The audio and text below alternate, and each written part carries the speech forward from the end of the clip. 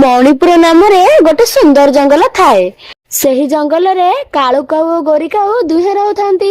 କାଳୁ କାଉର ଗୋଟେ ଆମ୍ବ ଗଛ ଥିଲା। ସେଥିରେ ପରିପୂର୍ଣ୍ଣ ଭରା ଆମ୍ବ ଫଳୁଥିଲା। ସେ ଜଙ୍ଗଲରେ ରାନୁ ଚଢ଼େଇ ମଧ୍ୟ ରହୁଥିଲା। ସେ ବହୁତ ଭଲ ଥିଲା। ସେ ଗଛଲତା ମାନଙ୍କର ବହୁତ ଭଲ ଭାବରେ ଯତ୍ନ ନେଉଥିଲା। ହେଲେ କାଳୁ କାଉ ଓ ଗୋରି କାଉ ତାଙ୍କ ଆମ୍ବ ଗଛର ଯତ୍ନ ନେଉନଥିଲେ। ସେ ଆମ୍ବ ଗଛକୁ ପାଣି ମଧ୍ୟ ଦେଉନଥିଲେ। କାଳୁ, ଏ ଆମ୍ବ ଗଛ ତ ଶୁଖିଗଲାଣି। ଏ ଆମ୍ବ ଗଛରେ ତ ଆଉ ଫଳ ଫଳିବ ନାହିଁ ନା। ଏ ଆମ୍ବ ଗଛ ରଖିକି ଲାଭ କଣ? ହଁ ହଁ ଗୋରି, ଏ ଗଛରେ ତ ଆଉ ଫଳ ଫଳିବ ନାହିଁ। ଏ ଗଛ ଆମର କଣ ହେବ ଯେ? ଆମେ ୟାକୁ ଚାଲେ କାଟିଦବା। କାଳୁ ଓ ଗୋରି ଏମିତି କଥା ହେଉଥାନ୍ତି। ରାତି ହେଲା। ରାତି ପାହି ଗୋଟେ ସୁନ୍ଦର ସକାଳ ହେଲା। କାଳୁ ଓ ଗୋରି କୁରାଢି ନେଇ ତାଙ୍କ ଆମ୍ବ ଗଛ ପାଖକୁ ଗଲେ ଆମ୍ବ ଗଛକୁ ହାଣିବା ପାଇଁ। ସେହି ବାଟ ଦେଇ ରାନୁ ଚଢ଼େଇ ଯାଉଥାଏ। କାଳୁ ଓ ଗୋରିଙ୍କୁ ଦେଖି ରାନୁ ଚଢ଼େଇ ତାଙ୍କ ପାଖକୁ ଆସିଲା। ଗୋରି ଦିଦି, କାଳୁ ଭାଇ, ତୁମେ ଏ ଗଛକୁ କଣ ପାଇଁ ହାଣିବାକୁ ଯାଉଛ କି? ଆଲେ ରାନୁ, ତୁ ବେଶୀ ବଡ ବଡ ହଉଛୁ ନା। ତତେ ଆମେ କହିବୁ ଆମେ ଆମ ଆମ୍ବ ଗଛକୁ କଣ ପାଇଁ ହାଣୁଛୁ ବୋଲି। ଯା ଯା ମ। କାଳୁ କାଉ ସେଠୁ ଗଛ ହାଣିବାକୁ ଗଲା। କାଳୁ ଭାଇ, ତୁମେ ଏ ଗଛକୁ ହାଣ ନାହିଁ। କାଳୁ ଭାଇ, ନହେଲେ ତମେ ଗୋଟେ କାମ କର। ତମେ ଏ ଗଛକୁ ମତେ ଦେଇଦିଅ। ଯାହା ପଇସା ହବ ମୁଁ ତୁମକୁ ଦେଇଦେବି। ରାନୁଠୁ ଏକଥା ଶୁଣି କହିଲା, ଆଲୋ ରାନୁ, ତୋର ଏ ଶୁଖିଲା ଗଛ କଣ ହବ ବା? ହଉ ହଉ, ତୁ ଯଦି କହୁଛୁ ତାହେଲେ ମତେ 100 ଟଙ୍କା ଦେଇ ତୁ ଏ ଗଛକୁ ନେଇଯା। ରାନୁ 100 ଟଙ୍କା ଦେଇ ସେ ଗଛକୁ କିଣି ନେଲା। ରାନୁ ଚଢ଼େଇ ସେ ଆମ୍ବ ଗଛର ବହୁତ ଭଲ ଭାବରେ ଯତ୍ନ ନେଲା। କିଛି ଦିନ ମଧ୍ୟରେ ସେ ଗଛରେ ପତ୍ର କଅଁଳିବାକୁ ଲାଗିଲା। ରାନୁ ଚଢ଼େଇ ସେ ଆମ୍ବ ଗଛ ପାଖକୁ ଆସିଲା। ଯା ହଉ, ଏ ଗଛରେ ପତ୍ର କଅଁଳିବାକୁ ଲାଗିଲାଣି। ରାନୁ, ତୁ ଆଜି ମତେ ଗୋଟେ ନୂଆ ଜୀବନ ଦେଲୁ। ରାନୁ, ତତେ ବହୁତ ବହୁତ ଧନ୍ୟବାଦ। ମୁଁ ବି ତୁମଠାରୁ କିଛି ଆଶା କରୁଛି। ତୁମେ ପୁଣି ଜି ଉଠ, ଆଉ ହରାଭରା ହେଇଯାଅ, ଆଉ ମିଠା ମିଠା ଫଳ ଦିଅ। ହଁ ରାନୁ, ମୁଁ ତତେ ନିଶ୍ଚୟ ଫଳ ଦେବି। ହେଲେ ରାନୁ, ମୁଁ କେବେ ଭାବିନଥିଲି କି କାଳୁ କାଉ ମୋ ସହ ଏମିତି କରିବ ବୋଲି। ତୁ ଯଦି ନଥାନ୍ତୁ ତାହେଲେ ସେ ଆଜି ଏତେବେଳକୁ ମତେ ମାରି ସାରନ୍ତାଣି। ରାନୁ, ମତେ ଟିକେ ଏବେ ବହୁତ ଜୋରେ ଶୋଷ ଲାଗିଲାଣି। ମତେ ଟିକେ ଏବେ ପାଣି ଦେଇପାରିବୁ? ହଁ ହଁ, ଦଉଛି ଦଉଛି। ରାନୁ ନଦୀରୁ ପାଣି ଆଣି ଗଛ ମୂଳରେ ଦେଲା। କିଛି ଦିନ ମଧ୍ୟରେ ସେ ଗଛରେ ପରିପୂର୍ଣ୍ଣ ହୋଇ ଆମ୍ବ ଫଳିଲା।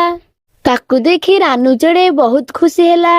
ମିଳିଗଲା, ମିଳିଗଲା, ମତେ ଆଜି ମୋ କଷ୍ଟର ଫଳ ମିଳିଗଲା। ତାପରେ ରାନୁ ସେ ଗଛ ଉପରେ ବସି ମିଠା ମିଠା ଆମ୍ବ ଖାଇଲା। ସେ ଜଙ୍ଗଲରେ ଅନ୍ୟ ଚଢ଼େଇକି ମଧ୍ୟ ଆମ୍ବ ଖାଇବାକୁ ଦେଲା। ସେ ଗଛଟି ରାନୁ ଫଳ ଖାଉଥିବାର ଦେଖି ଆଉ ଜଙ୍ଗଲର ଅନ୍ୟ ପକ୍ଷୀମାନେ ଫଳ ଖାଉଥିବାର ଦେଖି ସେ ବହୁତ ଖୁସି ହେଲା। ହେଲେ କାଳୁ ଓ ଗୋରି କାଉ ଏଇ କଥା ଜାଣିଗଲେ। ହେଇଟି କାଳୁ, ତୁମେ ସେ ରାନୁ ଚଢ଼େଇକି ଆମ ଆମ୍ବ ଗଛଟି ବିକିଦେଲ। ଆଲୋ ଗୋରି, ଆମେ ସିନା ସେ ରାନୁ ଚଢ଼େଇକି ଆମ ଆମ୍ବ ଗଛ ବିକୁଛେ, ହେଲେ ତାକୁ କଣ ଆମ ଫଳ ବିକି ଦେଇଛେ? କାଳୁ ଓ ଗୋରି ସେ ଆମ୍ବ ଗଛ ପାଖକୁ ଗଲେ। ରାନୁ ମଧ୍ୟ ସେଠାକୁ ଆସିଲା। ଏଇଟି ରାନୁ, ତୁ ଯଦି ଏ ଆମ୍ବ ଗଛରୁ ଗୋଟେ ବି ହେଲେ ଆମ୍ବ ଖାଇଛୁ, ତାହେଲେ ତୋର ଯୋଉ ସୁନ୍ଦର ଚେହେରା ପାଇନୁ, ତୋର ସୁନ୍ଦର ଚେହେରାକୁ ବାନ୍ଦର କରିଦେବି। ହଁ, ତୁ ମତେ ଚିହ୍ନିନୁ। ହେଲେ ଗୋରି ଦିଦି, ମୁଁ ତ ତୁମଠୁ ଏ ଗଛ କିଣିଥିଲି ନା। ଏଇଟି ରାନୁ, ଆମେ ତୋଠୁ ପଇସା ନେଇ ଆମେ ଗଛ ଦେଇଥିଲୁ, ଫଳ ତ ଦେଇନଥିଲୁ ନା। ଭଲରେ ଭଲରେ କହିଦଉଛି, ଏ ଆମ୍ବ ଗଛରେ ହାତ ମାରିବୁନୁ। ଏଥିରେ ଯେତେ ଆମ୍ବ ଫଳୁଛି ସେ ଆମ୍ବ ହଉଛି ଆମର। ଆରେ, ଏ କେମିତିଆ କଥା କହୁଛ ତମେ? ଯାହାର ଗଛ ତାର ବି ଫଳ ହୋଇଥାଏ। ଆଲେ ରାନୁ, ତୁ ଯଦି ସେ ଆମ୍ବ ଖାଇବୁ ତାହେଲେ ତ ଥଣ୍ଟ ହାଣିଦେବି। ହଁ, ମନେ ରଖେ। ଏମିତି ସେମାନେ ସେ ଆମ୍ବ ଗଛ ମୂଳରେ ଝଗଡା ଲାଗୁଥାନ୍ତି। ସେହି ବାଟ ଦେଇ ଗୋଟେ ବୁଢାପାରା ଉଡି ଯାଉଥାଏ। ଏମାନଙ୍କ ଝଗଡା ଶୁଣି ବୁଢାପାରାଟି ସେଠାକୁ ଆସିଲା। ଆରେ କଣ ହେଇଛି? ତୁମେ ମାନେ ଏମିତି ଝଗଡା କରୁଛ କଣ ପାଇଁ? ଦୁଇ ଜଣଙ୍କ କଥା ଶୁଣି ବୁଢାପାରାଟି କହିଲା, ହେଲେ କାଳୁ, ଏ ଗଛଟା ତ ହଉଛି ରାନୁର। ତମେ ଏ ଗଛରୁ ଫଳ କେମିତି ଖାଇବ? ଏ ବୁଢାପାରା, ତୋର ବୟସ ହବା ସାଙ୍ଗେ ସାଙ୍ଗେ ତୋ ବୁଦ୍ଧି ଗୁଡା ଭ୍ରଷ୍ଟ ହେଇଗଲାଣି। ଆଇଲା ହାରି କଥା ସମାଧାନ କରିବାକୁ। ଯା ଏଠୁ ପଳା।